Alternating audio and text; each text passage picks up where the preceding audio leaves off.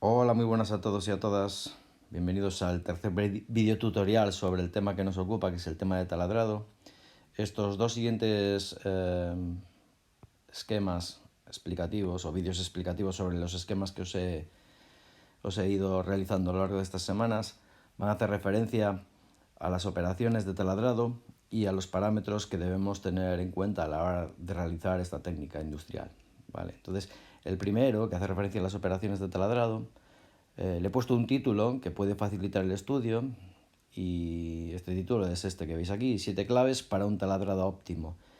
Evidentemente 7 claves, bueno, pueden ser más o pueden ser menos, pero son las que nos indica el manual de referencia que estamos siguiendo en este curso. Y bueno, me parece que es una lista adecuada para poder realizar un taladrado óptimo. Entonces vamos con el primero de los puntos. Sería este que está aquí, este que os muestro primero, y lógicamente el primero es el acople de la herramienta de corte. Les recuerdo que el taladrado es una operación de mecanizado por desprendimiento de viruta y la realiza gracias al giro que ejecuta con una broca. La broca es la herramienta y el primer paso para un taladrado óptimo, la primera de las claves que hay que tener en cuenta, es la colocación de esa herramienta. La mayoría de los taladros tienen un mandril, como este que os muestro aquí, o bien como este que os muestro aquí. En este caso son dos taladros eléctricos manuales, o suele tener un mandril de este tipo para los taladros de sobremesa o de columna. Si os fijáis en este de la izquierda, este de aquí, este es el más clásico que todos conocemos, y lo que es el acople de la broca, en este caso una broca helicoidal con mango cilíndrico, se realiza ajustando la broca dentro de estas levas, a ver que hago un zoom, dentro de estas pequeñas levas que tiene el mandril en su interior. La llave tiene un extremo con un piñón y el mandril tiene una zona dentada. Entonces, al hacer el apriete a izquierdas, en el sentido de las agujas del reloj, el mandril se va cerrando, va aprisionando las levas que a su vez fijan la herramienta o broca. En este otro tipo de mandril el apriete es manual, se hace una contratuerca también con un apriete de la zona más exterior del mandril a izquierdas y nuevamente estas levas interiores que tiene aquí hacen el apriete de la broca. Este os lo he puesto no porque sea diferente a los demás, ya veis que tiene una zona dentada, por lo tanto el apriete se hace con llave, sino que os lo he puesto por la particularidad que tiene, que el acople en el husillo del taladro se realiza mediante un sistema de cono Morse, que es este que veis aquí. Como cualquier cono, tiene un diámetro superior o mayor, aquí al final del vástago, y aquí arriba un diámetro menor, y con esta pequeña chaveta o pestaña que lleva aquí, se introduce por dentro del husillo y se realiza el apriete a presión. Luego veremos en el siguiente video tutorial cómo se realiza el apriete y cómo se quita o se cambia. Pero esto os lo he puesto porque existen brocas, ya lo sabéis porque las habéis visto en el taller, que llevan el acople del cono Morse directamente. Entonces se retiraría este tipo de mandril y se introduciría directamente la broca, siempre para brocas de tamaños y dimensiones grandes. El segundo punto, una vez fijada la broca, la segunda clave para un taladrado óptimo, sería lógicamente la sujeción de piezas. Se debe colocar la pieza impidiendo su movimiento y vibraciones, muy importante, así como que la pieza gira alrededor de la broca. Si la pieza está mal fijada, tendremos problemas en el taladrado. Desde que el taladrado no vaya bien aplomado, no vaya bien orientado y se descentre, hasta problemas pues un poco más graves que pueden provocar incidentes cuando la pieza puede salir desplazada y puede fracturar o incluso puede fracturar la broca, y nosotros, como veis aquí el operario está situado en la zona de impacto, si la pieza está mal sujeta podemos recibir un golpe. Cuando las piezas sean largas, como el caso de este operario, pueden sujetarse de forma manual. Voy a hacer un zoom para que lo veáis más claramente. Aquí la pieza está fijada en la mordaza correspondiente y en esta otra fotografía vemos que la pieza es una pieza larga, una pletina, y está realizando o ejecutando el agujero del taladro mediante la sujeción manual. Siempre se debe colocar abajo un taco de madera que impida el deterioro de la broca una vez realizado el agujero.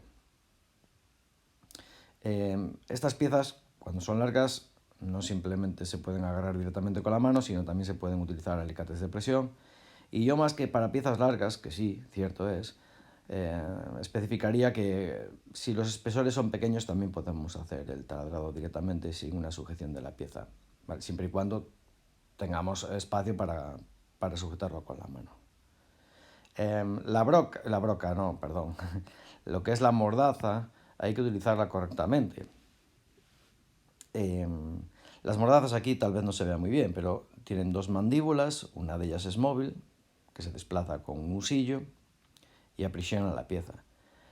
Es muy importante que el agujero, siempre que sea posible, el agujero que vamos a hacer con el taladro, quede centrada en lo que es la longitud transversal de la mordaza, ¿vale? Porque es donde mejor muerde la mordaza y al ejecutar la presión del avance de la broca, pues va a quedar mucho más aprisionada la pieza y va a mejorar nuestro taladrado. Una vez que hemos colocado la broca, una vez que hemos sujetado la pieza, bueno, otra cosita que os quería comentar sobre las mordazas, que tienen que ser las mordazas idóneas para el tipo de pieza que vamos a taladrar. En este caso es un tubo rectangular, no tiene problema para sujetarlo en esta mordaza, pero si fuese, por ejemplo, un tubo, sería más complicado, ¿no? O si la forma de la pieza fuese cilíndrica, sería más complicado, tendríamos que emplear una mordaza para tubos específica. Punto o clave número 3 para un taladrado óptimo: el trazado del centro. Se determina con un granetazo, todos conocemos ya lo que es el granete, ¿verdad? Es una herramienta auxiliar para ejecutar las labores de trazado previa al granetado. El granete debe tener ángulo adecuado, que debe ser el mismo que el ángulo de la broca. Bueno, esto ya es para nota, ¿no? Lo veremos más adelante, pero lo que es el ángulo de la broca, de la punta de la broca, para el taladrado de aceros es de 118 grados. Tendríamos que tener, tal cual indica aquí las pautas o las recomendaciones, un ángulo de punta cónica del granete de 118, pero vamos, que no siempre es así, ¿no? Hay granetes que tienen una punta más afilada, más aguda, y los granetes de calderero, estos que son pesados, grandes, sí tienen un ángulo de 118 grados y coincide, por lo tanto, con la broca. Sería lo ideal, pero bueno, tampoco es un punto imprescindible para realizar. De hecho, ahora lo vais a ver, esta gráfica que os he puesto aquí y la siguiente, que es ya la de la ejecución del taladrado, vais a ver que los ángulos de las puntas de tanto del cono del granete como de la punta no coinciden. Y este sería el cuarto punto ya para un taladrado óptimo, el inicio del taladro. Fijaros, aquí ya se ve que este ángulo de la broca sí son 118, sin embargo, lo que es la punta del granete parece un ángulo agudo, ¿no? Incluso por debajo de los 90 grados. Así que la broca asienta así. Si los ángulos fuesen iguales, asentaría perfectamente. Inicio del taladro. La broca se aproxima cuidadosamente hacia el granetazo para iniciar el taladrado. Se ha de comprobar si el cono efectuado por la broca coincide con el granetazo, es decir, que asiente perpendicularmente, que esté bien aplomado. Cuando se está seguro de que el centrado es correcto, se inicia ya el taladrado. Esto en principio no debe suponer ningún problema, aunque es cierto que con brocas pequeñas y si el granete, aunque tenga una punta cónica de diferente ángulo que la punta de la broca, si este cono o este ángulo de cono está mal, porque a veces está deteriorada la punta, sí que nos va a suponer un problema, porque la mella que hagamos en el material base va a dificultar el encaje perfecto de la broca. Entonces, en brocas pequeñas hay que tener cuidado y siempre el granete bien cuidado y en condiciones óptimas. Entonces, se hace la aproximación del taladro, si asienta perfectamente, adelante. Si no, habrá que modificar o desplazar la posición de la mordaza hasta que la pieza y la punta de la broca asienten perfectamente en el granetazo previo. Ahora, esta operación de granetazo es imprescindible, independientemente de que la punta coincida con el ángulo de la punta de la broca. independientemente de eso, el granetazo previo hay que hacerlo. Porque si no, corremos el riesgo de que, si hiciésemos directamente el agujero, corremos el riesgo de que, primero, no hagamos con precisión el agujero, segundo, la broca pueda ligeramente pandear, incluso llegar a fracturar, y nosotros, como he dicho antes, estamos en la zona de impacto siempre. Quinto punto, comprobación del centrado. Se puede examinar trazando una circunferencia del mismo diámetro del taladro que se realiza y cerciorarse de si el inicio del taladro corresponde con la circunferencia trazada. Bueno, esto ya es un punto que yo nunca hago y tampoco os lo mando a hacer en el taller, ni he visto que vosotros lo hagáis, pero bueno, es un punto a mayores, ¿no? Yo creo que es prescindible este punto, no es preciso pegar el granetazo y luego hacer una circunferencia del mismo diámetro que la broca para ver si va o no va. Simplemente fijándose bien, agachándose, haciendo el escorzo y viendo que asiente perfectamente la punta en el graneteado mallado en el material es más que suficiente. La sexta clave para un taladrado óptimo sería la selección de la velocidad de giro y avance.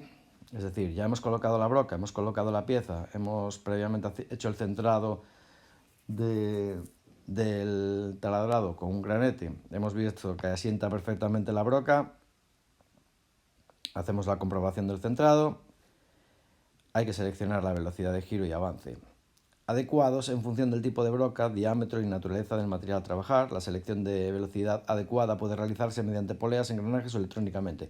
En el caso de nuestro taller, ya lo habéis visto muchos de vosotros al menos, lo que es el sistema de transmisión de los taladros de sobremesa y columna que tenemos son todos por polea, no hay engranajes. Si tuviesen engranajes sería mucho más fácil hacer la configuración de velocidad, mucho más cómodo desde luego, porque simplemente son dos palanquitas que engranan y nos ofrece ya directamente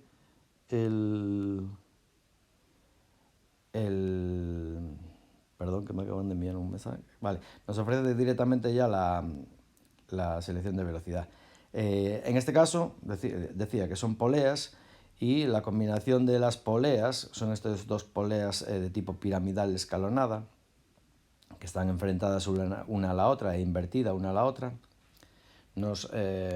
Igual que el mismo funcionamiento que tiene una bicicleta de marchas, es el que se da aquí, es decir, a mayor giro, a giro en una polea grande con una polea pequeña se multiplica la velocidad. Si aquí está el motor, esta sería la polea motriz y esta sería la polea del portabrocas, que sería la polea conducida, vemos que existe una relación de velocidad. Vale, entonces, cuando en el motor está la polea grande y en el portabrocas la polea pequeña, el número de giro de la polea grande del motor se multiplica y por lo tanto obtenemos la mayor frecuencia de revoluciones por minuto, serían 2500. Y aquí nos establece una tercera columna donde establece el diámetro de la broca. Si somos observadores, veremos que a mayor diámetro de broca, menores revoluciones, y a menor diámetro de broca, mayores revoluciones. Es decir, que para las brocas pequeñas, el número de giros de la broca es mayor que para brocas de grandes dimensiones. En cualquier caso, a la hora de cortar, lo que tenemos que fijarnos es en la rebaba. Si la rebaba es grande, es un indicador, el mejor tal vez, de que está cortando bien la broca. ¿Vale? Entonces es un poco relativo esto. En cualquier caso, evidentemente sí existe una relación entre el diámetro, pero también entre las durezas de los materiales. A mayor dureza de material, menor revoluciones por minuto. A mayor, materiales más blandos, mayores revoluciones. ¿De acuerdo? Entonces, las revoluciones, por ejemplo, para el taladrado de una plancha de aluminio serán mucho mayores que las revoluciones para el taladrado de una plancha de acero. En cualquier caso, la selección de giro en los sistemas de transmisión por polea debe hacerse con el motor parado y colocando correctamente la correa y luego el destensado previo para que las poleas se acerquen y destensen la correa, se coloca la correa y luego se vuelve a tensar mediante el distanciamiento de la polea una de la otra. Y así obtenemos las revoluciones deseadas. Pero bueno, insisto, que en taller Para el tipo de operaciones de taladrado que hacemos nosotros, lo mejor es fijarse si la rebaba es de buenas dimensiones o no. Si la rebaba que suelta es virutilla, estamos haciéndolo mal. Probablemente nos hemos colado con las revoluciones y hemos pues destemplado la broca o bien fundido directamente lo que son los ángulos de corte de los labios cortantes de la broca. Y por último, séptimo punto, séptima clave para una operación de taladrado óptimo es la presión que se ejecuta, que debe ser suficiente y uniforme sobre la pieza que se taladre. Es decir, al final, vamos a verlo aquí. Si os fijáis, ambos operarios están trabajando en un taladro, bueno, este de sobremesa, este parece de columna, pero están realizando el avance de la broca manualmente. Tiene una palanca sensitiva, normalmente son 3 vástagos, puede ser un volante, y el operario va ejerciendo la fuerza para que la broca se desplace en la verticalidad y pueda hacer la penetración y el corte directamente del material. Bien, esta palanca recibe el nombre de sensitiva, como todas las máquinas que la tienen, porque es el propio operario el que ejecuta la operación sintiendo que el avance es el adecuado. ¿Vale? Y vuelvo a repetir, una de las claves que te permite saber que el avance es el adecuado es el tamaño de viruta. Entonces, la presión debe ser suficiente y uniforme sobre la pieza que se taladre. En los taladros pasantes, es decir, cuando hacemos un agujero por una cara o una superficie de la pieza y ese agujero tiene que salir por el otro, cuando se está finalizando el taladro, es decir, cuando ya estoy completamente agujereando la pieza y voy a salir a asomar por la otra cara, se debe disminuir la presión. Y esto es muy importante, es decir, la salida del taladro, la salida de la broca, debe ser muy precisa y es un momento en el que hay que estar atento. ¿Vale? En el caso de que el taladro sea mayor de 8 o 10 milímetros, se ha de operar primero con brocas más pequeñas, es decir, que hay que hacer unos taladrados pasantes, primero una broca más pequeña, luego una broca mayor, luego una broca mayor, otra mayor, hasta llegar con la broca final. Se debe facilitar la salida de viruta del agujero subiendo y bajando la broca de vez en cuando, es decir, que hay que hacer lo que se conoce como desahogo. Yo presiono, mi broca va trabajando, va comiendo, tiro para arriba para que la viruta resultante se desahogue, salga fuera del agujero y no dañe la broca, ni dañe el agujero, ni las paredes del agujero. ¿De acuerdo? Y bueno, este sería el resumen de las 7 claves para un taladrado óptimo. Este ya es un esquema que os subiré a Classroom. Y nada, yo creo que todos estos puntos que acabamos de escribir, generalmente lo hacemos todos y es lo que hay que tener en cuenta para realizar un taladrado en buenas condiciones. Nada más, vamos al siguiente tutorial. Un saludo, se me cuida.